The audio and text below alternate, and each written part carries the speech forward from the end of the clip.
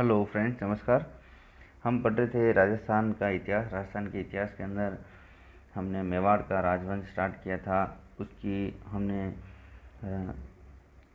उसकी जो दो शाखाएं हैं उसमें से एक रावल शाखा हमने पूरी पढ़ ली थी। उसके बाद हमने राणा शाखा स्टार्ट करी। राणा शाखा के अंदर हम लोगों ने महाराणा कुंभा तक पढ़ा। मैंने ये भी पढ़ाया था कि महाराणा कुंभा की कुंभलगढ़ दुर्ग में मामा देव कुंड के पास में उदा या फिर उदयकरण के द्वारा हत्या कर दी गई। उसके बाद कुछ समय बाद उदा की बिजली गिरने से मृत्यु हो गई। उसके पुत्र महाराणा कुंभा के राणा रायमल फिर शासक बनते हैं, जिन्होंने 1473 से लगाकर 1509 ईस्वी तक शासन किया। इनका विवाह, राणा रायमल का विवाह मारवाड़ के जो राजा थे जोधा, उनकी पुत्री श्रृंगार देवी के साथ हुआ था और उन्हीं श्रृंगार देवी ने चित्तौड़गढ़ के अंदर गोसुंडी बावड़ी का निर्माण करवाया। अब हम इन राणा रायमल के बारे में पूरा शासन और उनकी सारे इम्पोर्टेंट जितने भी कार्य किए गए हैं वो सारी जानकारी हम लोग लेते हैं। उनके सारे योगदान क्या रहे हैं वो सभी जानकारी देते हैं। चलिए स्टार्ट कर रहे हैं। आप पढ़ रहे हैं free mind study by R K sir से और मैं पढ़ा रहा हूँ आपको मेरे हैंड रिटन नोट्स के साथ। आप इन वीडियो को अच्छे से देखिए बिना स्किप किए और अपने नॉलेज को बढ़ाइए। चलिए, राणा रायमल, जिनका 1473 से लगाकर 1509 ईस्वी तक शासन कार्य रहा था, इनका विवाह मारवाड़ के जोधा की पुत्री श्रृंगार देवी से हुआ था। इनका जो शासनकाल वो शांति व्यवस्था से संबंधित था। ऐसा माना जाता है कि ये शांति व्यवस्था का शासनकाल रहा। इन्होंने कृषि पर काफ़ी अच्छा प्रोत्साहित किया लोगों को और प्रोत्साहन भी दिया। ऐसा कह सकते हैं इनके द्वारा काफ़ी अच्छे तालाबों का निर्माण करवाया, जैसे राम, शंकर और समया संकट। इस तरीके से अगर शॉर्ट फॉर्म में इनका अगर फर्स्ट लेटर इंग्लिश में बनाए तो RSS तालाबों का निर्माण किया, यानी राम, शंकर, समया संकट। इनका प्रधान शिल्पी था जिसका नाम था अर्जुन, और इनके समय दो प्रशस्तिकार भी थे जिनके द्वारा प्रशस्तियाँ लिखी गई। एक तो महेश भट्ट और दूसरा गोपाल भट्ट। महाराणा रायमल की जो छतरी हैं वो छतरी जावर उदयपुर में बनी हुई हैं। राणा रायमल की पत्नियों के बारे में आपको बता देता हूँ। रतन कंवर नाम की एक जो पत्नी थी, रानी थी, उनके पुत्र थे पृथ्वीराज सिसोदिया, जिनको उड़ना राजकुमार के नाम से भी जाना जाता है। मैंने आपको सिरोही का देवड़ा राजवंश पढ़ाया था, तब आपको याद होगा कि सिसोदिया की अपने पृथ्वीराज सिसोदिया की इनके जो बहनोई थे, इनकी जो बहन थी आनंदाबाई, जिनका पति थे जगमाल देवड़ा, उन जगमाल देवड़ा ने पृथ्वीराज सिसोदिया को जहर दे दिया था। ये भी मैंने आपको बताया था। वही पृथ्वीराज सिसोदिया जिसको उड़ना राजकुमार कहते हैं, और उन्होंने अजमेर का जो तारागढ़ है उस तारागढ़ दुर्ग का यानी जीर्णोद्धार करवाया, पुनर्निर्माण करवाया। इस वजह से उसको तारागढ़ दुर्ग भी कहते हैं। ये राणा रायमल के ही पुत्र थे। इनकी माता का नाम रतन कंवर था। दूसरी रानी वीर कंवर थी जिसके पुत्र हुआ था, जिसका नाम था जयमल। तो इस तरीके से आपको याद रखना है। पृथ्वीराज सिसोदिया के भाई थे संग्राम सिंह, जिसको राणा सांगा के नाम से आगे जाना गया। तो ये सारे, और ये इनके दो भाई और थे। इन भाइयों के आपस में बीच में इस तरीके से युद्ध हुआ और इस तरह से हुआ कि हम में से कौन आगे आने वाले टाइम में उत्तराधिकारी बनेंगे, या फिर हम चारों में से कौन जो है जिसके राजयोग हैं। तो ये राजयोग जानने के चक्कर में इनके चाचा सारंग देव के कहने पर ये एक गांव है चारणी महिला के, वहाँ पे गए थे भीमल गांव। याद रखिए, भीमल गांव की चारणी महिला के पास गए और अपना हाथ दिखाया, और वो हाथ देख कर बता सकती थी वह औरत चारणी महिला कि किसके राजयोग हैं। तो किसके कहने पर गए थे? उसके चाचा सारंग देव के कहने पर। तो उन्होंने किसका नाम लिया था? महाराणा या मतलब राणा सांगा का या फिर संग्राम सिंह का नाम लिया कि आगे इनका राजयोग है। तो वहीं पे उनकी आंख फोड़ दी जाती है, ये उनके पृथ्वीराज सिसोदिया के द्वारा। तो फिर वो वहाँ से भाग के निकलते हैं। तो ये भी आपको याद रखना है। फिर उनकी भाग के निकलने के बाद उनकी जो सहायता करी थी वो करमचंद पवार ने वहाँ पे उनकी सहायता करी थी। इस तरीके से आपको याद रखना है। अब हम इनके बारे में पढ़ते हैं, पृथ्वीराज सिसोदिया के बारे में, जिनको उड़ना राजकुमार कहते हैं। इनकी पत्नी थी ताराबाई, जिन्होंने तारागढ़ दुर्ग का निर्माण जीर्णोद्धार करवाया। जीर्णोद्धार इस वजह से उस दुर्ग का नाम तारागढ़ दुर्ग भी है। एक तारागढ़ दुर्ग आपका बूंदी के अंदर भी है, इस तरीके से भी याद रखना है। पृथ्वीराज सिसोदिया का एक दासी पुत्र था बनवीर। ये वही बनवीर है जिन्होंने विक्रमादित्य की हत्या करी और उदय सिंह की भी हत्या करने वाले थे, लेकिन पन्ना धाई ने अपने पुत्र चंदन का बलिदान दे दिया था और फिर वो उदय सिंह आगे उस बनवीर से बच गए थे, फिर राजा बने और उनके पुत्र हुए जिनका नाम महाराणा प्रताप रहा था। तो इस तरीके से भी आपको रिलेट करके याद करना है। तो ये बनवीर पृथ्वीराज सिसोदिया के दासी पुत्र रहे थे। दासी पुत्र को औरस पुत्र भी कहा जाता है। मैंने पृथ्वीराज सिसोदिया के बारे में आपको बताया था। सिरोही के राजा जगमाल देवड़ा ने जहर दे दिया था, क्योंकि ये अपनी बहन इनके सामने बोलती थी कि भैया जगमाल देवड़ा मुझे बहुत परेशान करते हैं। तो पृथ्वीराज देवड़ा ने उनको धमकाया कि मेरी बहन को कुछ नहीं कहना। इस तरीके से जो भी बात हुई उससे धमकाने से जगमाल देवड़ा परेशान हो गया था, तो फिर उसने जहर दे दिया। आपको ऐसा याद रखना है। अब हम आगे बढ़ेंगे। महाराणा सांगा या फिर संग्राम सिंह, जिनका शासनकाल 1509 से लगाकर 1527 ईस्वी के अंदर रहा था। इनका जन्म 12 अप्रैल 1482 ईस्वी को हुआ था। राज्याभिषेक 24 मई 1509 ईस्वी को चित्तौड़गढ़ दुर्ग में हुआ था। इनकी माता का नाम रतन कंवर था। पिताजी राणा रायमल थे। इनकी उपाधियाँ काफ़ी सारी हैं। हिंदूपत उपाधि, हिंदू को संगठित करते हैं तो इनका नाम हिंदूपत रखा गया। इनकी उपाधि हिंदूपत रखी गई। सैनिकों का भग्नावशेष, क्योंकि इनके शरीर पर 80 घाव थे और कर्नल जॉन स्टुअर्ट ने इनको सैनिकों का भग्नावशेष कहा था। इनकी सहायता करमचंद पवार ने करी थी और इनको रावत की उपाधि दी। रावत का अर्थ होता है सेना का सेनानायक। कर्नल जॉन स्टुअर्ट के अनुसार इनके दरबार में 7 राजा, 9 राव और 104 दरबार में बैठा करते थे। इस तरीके से आपको याद रखना है। जब इनका राज्याभिषेक हुआ था उस समय चारों तरफ गुजरात, मालवा और दिल्ली के अंदर जो राजा थे उनका नाम इस तरीके से हैं। गुजरात के अंदर महमूद बेगड़ा, दिल्ली के अंदर सिकंदर लोदी और मालवा के अंदर नसीरुद्दीन शाह, ये शासन कार्य कर रहे थे।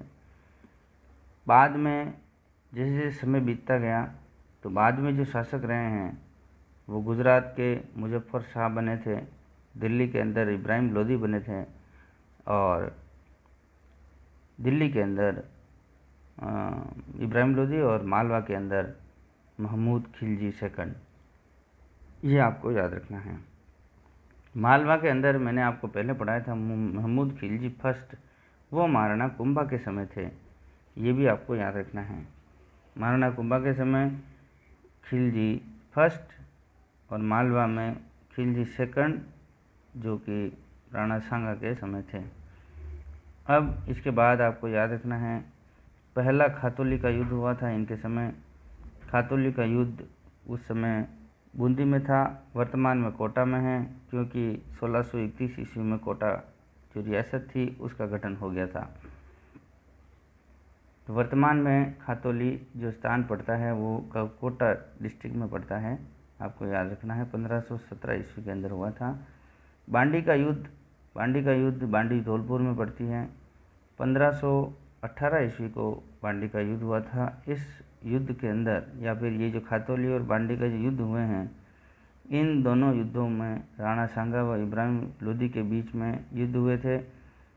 इन दोनों में राणा सांगा की विजय हुई थी। इसके युद्ध में इब्राहिम लोदी के जो दोनों सेनापति थे, मियाँ मक्खन और मियाँ हुसैन फरमुली, ये भी इनका याद रखना है, और दोनों में राणा सांगा की विजय हुई थी। देखिए, खातौली, लोदी, बांडी, लोदी, सब में बड़ी की मात्रा लास्ट में आ रही है, आपको इस तरीके से याद रखना है। इब्राहिम लोदी के साथ हुई थी। एक ट्रिक है, जैसे आपको खातौली, लोदी, बांडी, लोदी, जैसे भी आपको याद रखना है। दूसरा, मेवाड़ और मालवा में जब भी संघर्ष रहा था, उसमें महमूद खिलजी फर्स्ट और महमूद खिलजी सेकंड, तो कुंभा आए थे तब महमूद खिलजी फर्स्ट थे और सांगा आए तब महमूद खिलजी सेकंड थे। क्योंकि के ABCD अल्फ़ाबेट के अंदर के पहले आता है तो महमूद खिलजी भी फर्स्ट पहले आएंगे, सांगा का S बाद में आता है तो महमूद खिलजी सेकंड बाद में आएंगे। इस तरीके से भी आपको याद रखना है। अब आगे देखिए, गागरोन का युद्ध हुआ था।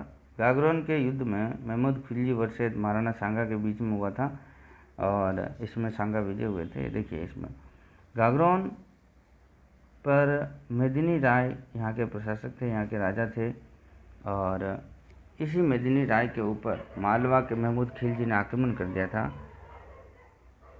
लेकिन मेदिनी राय की सहायता हेतु राणा सांगा गागरोन के दुर्ग पर इनके साथ हो गए और मालवा के महमूद खिलजी को यहाँ से परास्त कर दिया था। इस युद्ध में मेवाड़ ने रक्षात्मक की जगह आक्रामक नीति अपनाई थी। वैसे हमेशा ये रक्षात्मक नीति ही अपनाते हैं, जबकि इस वाले युद्ध के अंदर, गागरोन वाले युद्ध में आक्रामक नीति अपनाई, जिसमें राणा सांगा जो हैं वो विजय हुए थे। गागरोन झालावाड़ के अंदर है, 1519 ईस्वी में ये युद्ध हुआ था। अब आगे देखिए, एक पाती परवन नाम की एक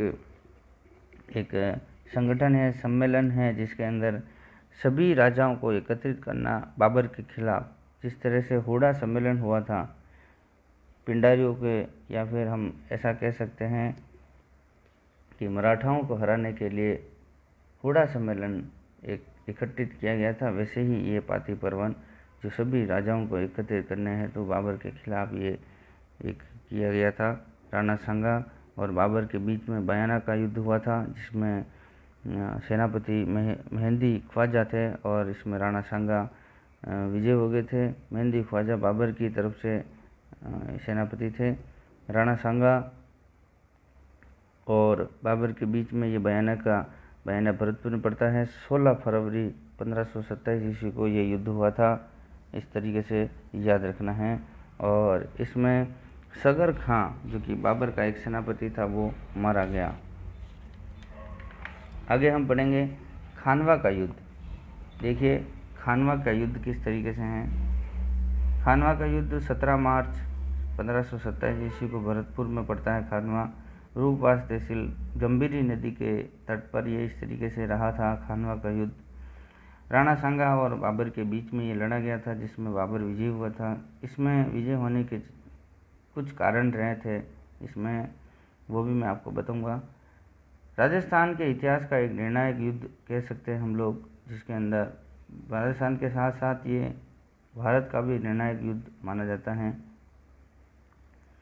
लेनपुल के अनुसार खानवा के युद्ध, एक लेनपुल इतिहासकार थे लेनपुल, जिनके अनुसार खानवा के युद्ध में राजपूताना का बड़ा हिंदू संगठन पराजित हो गया था, ऐसा कहा गया उनके द्वारा। राणा सांगा की हार के कुछ कारण रहे थे। ये राणा सांगा परंपरागत युद्ध पद्धति के साथ लड़ रहे थे। दूसरा, ये हाथी पे बैठकर फिर युद्ध का संचालन कर रहे थे। और सिलहदी तंवर और खानजादा खान, इन दोनों ने इनको धोखा दे दिया था। सिलहदी कंवर ने यानी हदी कर दी, इसने हद कर दी, धोखा दे दिया। तो धोखा देने की वजह से भी राणा सांगा की हार हुई। बाबर का जो है उसको समय काफ़ी दे दिया था, क्योंकि मैंने आपको अभी बताया था बयाना का युद्ध हुआ था। बयाना भरतपुर में पड़ता है। वो हुआ था 16 फरवरी 1527 और ये हो रहा है 17 मार्च। लगभग 1 महीने का इनको समय दे दिया गया था, जिससे कि इनको युद्ध में और आगे तैयारी करने का समय मिल गया और 1 महीने के अंदर इन्होंने वहाँ की रणनीति और उनके बारे में सारी हालचाल, उनकी गतिविधियों पर ध्यान रखा और इन्होंने युद्ध कर दिया था। दूसरा, राणा सांगा की हार के कारण के अंदर ये भी हैं कि इनकी जो पाती पर्वन की वजह से राजा आए थे, लेकिन उन राजाओं में संगठन की कमी थी। इस तरीके से भी आपको याद रखना है। इनके पास तोपें नहीं थी, किसी भी तरह की तोप नहीं थी। लेकिन दूसरा, इनके पास जो हथियार थे वो बहुत भारी भारी हथियार थे। भारी हथियार होने की वजह से उनको चलाने के अंदर काफ़ी ज़्यादा परेशानी होती हैं। लेकिन बाबर के पास हल्के हथियार थे, वो कूटनीति के साथ लड़ रहे थे, तो इस तरीके से वो जीत गए थे। तो बाबर की जीत के भी कारण इस तरीके से हैं। तुलुगमा एक पद्धति होती है, उस्मानी पद्धति, जिसमें तोपों का प्रयोग किया जाता है, उसकी वजह से ये जीत गए थे। सेना में एकता की भावना थी, जिहाद घोषित कर दिया था इस युद्ध को, धर्म युद्ध यानी कि जिहाद एंड धर्म युद्ध। शराब का उसने इस युद्ध से पहले ऐसा कसम खाई थी कि मैं शराब नहीं पीऊँगा। दूसरा, उनके जो धर्म के नाम पर इस तरह से एक कर लिया जाता था तमगा कर, जिसको इसने समाप्त कर दिया था। ऐसा भी कहा जाता है कि तमगा कर समाप्त करने की वजह से सेना संगठित होकर उसके राणा सांगा के खिलाफ लड़ने के लिए बड़े जोश के साथ लड़ी और ये विजय हो गई थी। महमूद शरीफ नाम के एक ज्योतिषी थे, उसने भविष्यवाणी करी थी कि भविष्यवाणी के अंदर ऐसा बताया गया कि बाबर जो है इस युद्ध में हारेगा, लेकिन उल्टा हो गया, क्योंकि उन्होंने सेना को संगठित किया, जिहाद घोषित कर दिया, शराब नहीं पीने का उसने कसम खाई थी, तमगा कर कम कर दिया था, समाप्त कर दिया था। इस वजह से वो जीत गया था। लेकिन भविष्यवाणी में तो वो हार रहा था। हारने की भविष्यवाणी करी थी मोहम्मद शरीफ ज्योतिषी ने। युद्ध में घायल होने पर राणा सांगा का मुकुट पहनकर युद्ध जारी रखा। वो किसने रखा, ये आपको याद रखना है। जाला अज्जा, जो कि सादरी के थे, उन्होंने मुकुट पहनकर फिर युद्ध लड़ते रहे। लोगों को या फिर जो सैनिक हैं उनको ऐसा पता चले कि राणा नहीं है। अगर राणा नहीं रहेंगे युद्ध में तो वो उनका मनोबल टूटेगा। इस वजह से मनोबल न टूटे, इस वजह से जाला अज्जा, जो कि सादरी के, उन्होंने पहनकर युद्ध जारी रखा। अखीराज देवड़ा सिकरोही के हैं। मालदेव, जो कि मारवाड़ के राजा थे, उन्होंने ये घायल होने के बाद बसवा दौसा लेकर आ गए थे इनको। ये भी आपको याद रखना है। कौन कौन लेके आए? अखीराज देवड़ा और मालदेव, जो कि मारवाड़ के राजा थे। बाबर के तोपची के बारे में भी अगर आपको कोई पूछा जाए कि बाबर के तोपची कौन कौन थे, तो उसके बारे में मुस्तफ़ा खां और उस्ताद अली कुली खां, इस तरीके से उनके बारे में याद रखना है। जो पाती परवन, उसके अनुसार राणा सांगा का साथ देने के लिए जो भी शासक आए थे, ये मैं आपको एक लिस्ट दे रहा हूँ। कल्याणमल बीकानेर के, मालदेव मारवाड़ के, रायमल राठौड़ मेड़ता के, अखीराज देवड़ा सिरोही के, पृथ्वीराज आमेर के, भारमल ईडर के, नारायण दास बूंदी के, जाला अज्जा सादरी के, महमूद लोधी इब्राहिम लोधी के पुत्र थे ये, उदय सिंह डूंगरपुर के, झाला सज्जा गोगुंदा के, अशोक परमार गजनेर भरतपुर के, हसन खां मेवाती अलवर के और रतन सिंह सलूम्बर के थे। ये 13-14 शासक आए थे। इस तरीके से भी आपको याद रखना है। बसवा के बाद कालपी नामक स्थान पर इनको जहर दे दिया गया था, क्योंकि ये युद्ध करना चाह रहे थे वापस उसी बाबर से, लेकिन साथियों ने इनको जहर दे दिया गया था।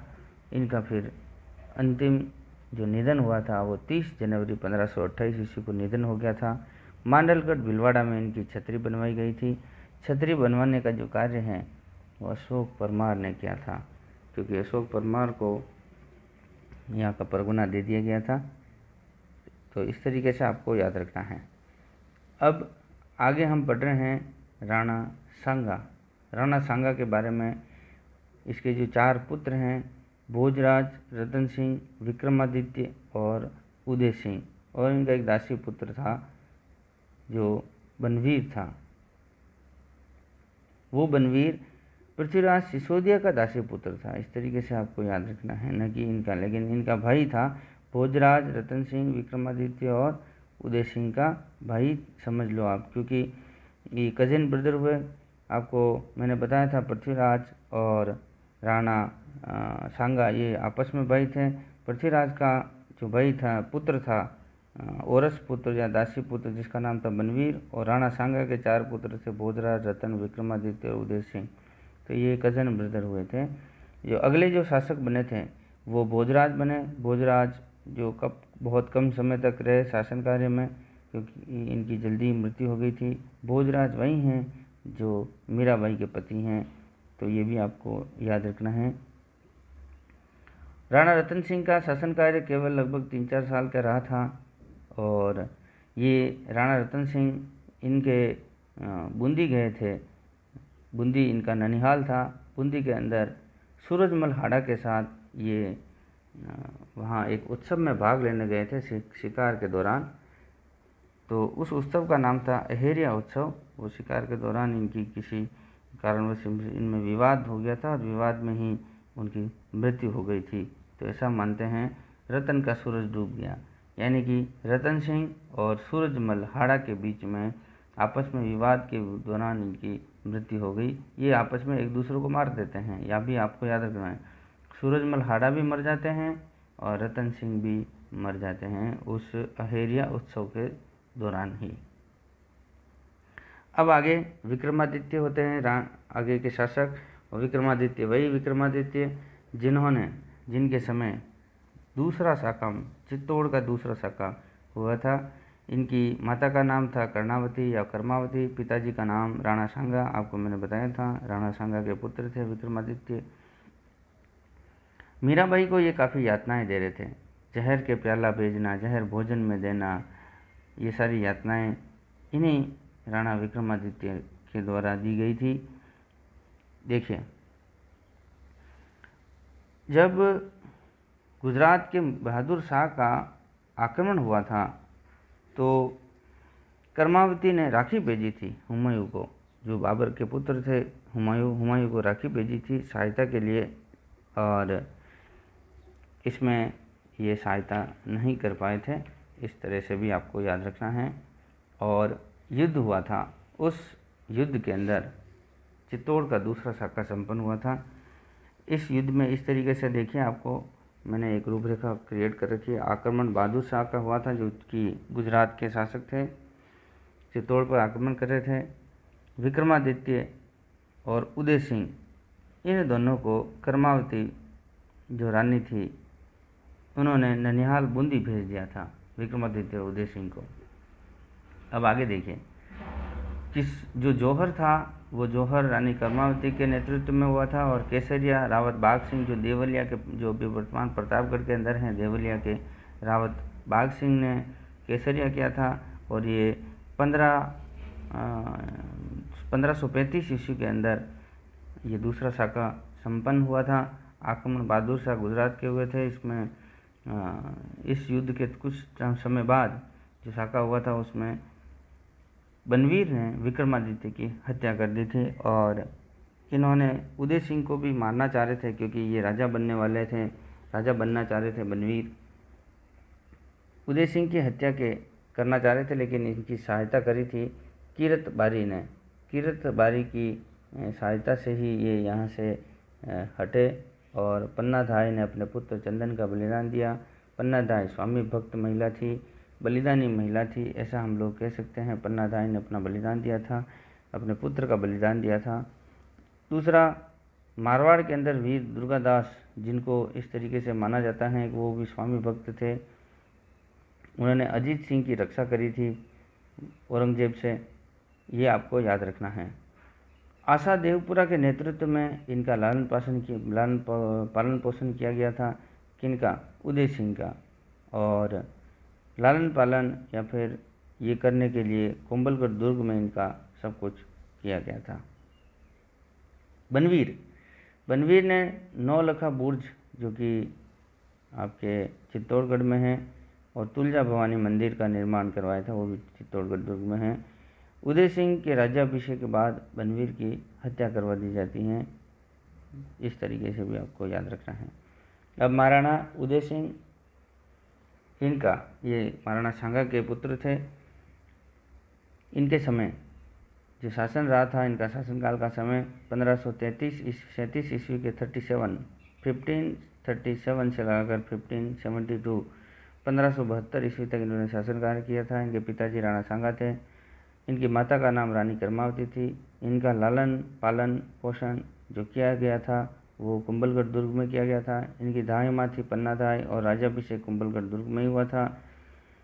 राव जोधा ने एक शहर बसाया जिसका नाम जोधपुर है, वो 1459 ईस्वी के अंदर बसाया। और उदय सिंह ने 100 साल बाद 1559 ईस्वी में उदयपुर शहर बसाया। इस तरीके से भी आपको याद रखना है। शेरशाह सूरी का आक्रमण हुआ था। हुमायूं को सहायता लेने के लिए जो है वो मालदेव जो मारवाड़ के उसमें जेता और कोपा इस युद्ध के अंदर काफ़ी उन्होंने वीरता के साथ युद्ध लड़ा था और हुमायूं यहाँ से फारस चला गया था। इस तरीके से भी आपको याद रखना है। मेवाड़ के उस समय राणा थे जो कि उदय सिंह थे। उन उदय सिंह ने ये जो जेता और कोपा के साथ जो युद्ध हुआ था उसमें ये शेरशाह विजय हो गए थे। 5 जनवरी गिर सुमेल का युद्ध हुआ था, ये 5 जनवरी 1544 ईस्वी में। इसी युद्ध के साथ साथ इन्होंने, राणा उदय सिंह ने अफगानों की अधीनता स्वीकार कर ली। तो ये एक प्रथम ऐसे राणा थे जिन्होंने अफगानों की अधीनता स्वीकार करी थी। ये भी आपको याद रखना है।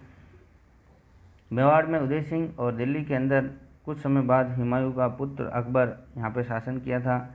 तो उदय सिंह और अकबर की इनसे नाराज़गी के जो कारण रहे थे वो इस तरीके से थे कि एक बाज बहादुर नामक एक जो कि इनका विरोधी था अकबर का, वो उदय सिंह ने इनको शरण प्रदान कर रखी थी। वो मालवा के रहने वाले थे। मालवा के बाज बहादुर को शरण प्रदान करना उदय सिंह जी का, इस वजह से अकबर से ये इनकी नाराज़गी रही थी। तो तीसरा शाका संपन्न होगा इनके समय। और चित्तौड़गढ़ दुर्ग के ऊपर दिल्ली के अकबर ने अधिकार करना या फिर इनके साथ युद्ध किया, जिसमें चित्तौड़ की तरफ से उदय सिंह के सेनापति जयमल राठौड़, वीर कल्ला राठौड़, फतेह सिंह सिसोदिया, और इस तरीके से इन्होंने फतेह सिंह की फूल कमर ने यहाँ पे जो कि जौहर किया था, आक्रमण आपके अकबर का रहा था। केसरिया जयमल और जयमल राठौड़, जिसको जयमल मेड़तिया भी कह सकते हैं हम लोग क्योंकि मेड़ता के रहने वाले थे। वीर कल्ला के, जिसको वीर कल्ला जी को 4 हाथ वाले देवता भी कहते हैं। इस तरीके से आपको याद रखना है। इन्होंने काफ़ी समय तक डेरा डाल के रखा था चित्तौड़गढ़ के पास में, फिर इन्होंने आक्रमण कर दिया था। देखिए ये तीसरा शाखा हम इस तरीके से बता देते हैं आपको।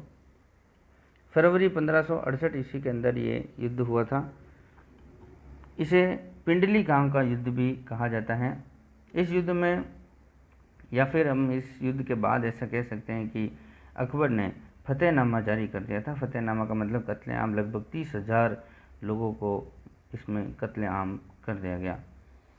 वीर कल्ला जी को 4 हाथों वाले देवता कहते हैं क्योंकि जयमल मेड़तिया की संग्राम नामक बंदूक से गोली पैर में लग गई थी, जिससे वो कि घायल हो गए थे। वो चल फिर नहीं सकते पैर में लगने से। तो वीर कल्ला ने उनको अपने कंधों पर बैठाकर इस युद्ध में भाग लिया था, जिससे कि वीर कल्ला जो हैं वो 4 हाथ वाले देवता कहलाए। जो वीर कल्ला जी हैं वो शेषनाग के अवतार भी हैं, इस तरीके से भी कहा जाता है। इस युद्ध के बाद अकबर ने आगरा दुर्ग पर जयमल और फत्ता की मूर्तियाँ, गजारूढ़ मूर्तियाँ लगवाई थी, जिन्होंने बाद में इनके जो औरंगजेब ने तुड़वा दी थी। इस तरीके से आपको याद रखना है। जूनागढ़ जो कि ज़मीन का जेवर कहलाता है, राय सिंह ने वहाँ पर जयमल और फत्ता की गजारूढ़ मूर्तियाँ लगवाई थी। इस तरीके से आपको याद रखना है। गिजारूड की मूर्तियाँ जयमल फतेह की किस किसने लगवाई, कहाँ कहाँ लगवाई, ये भी आपको याद रखना है। अकबर ने आगरा दुर्ग पर लगाई और राय सिंह ने जूनागढ़ दुर्ग पर लगवाई।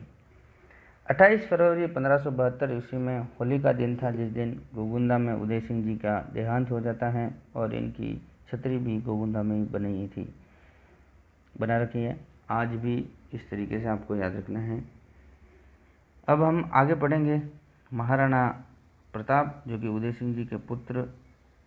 इस जो होली के समय इनके भाई महाराणा प्रताप के भाई को इन्होंने उत्तराधिकारी जगमाल को बना दिया था, जो कि धीर बाई के पुत्र थे जगमाल।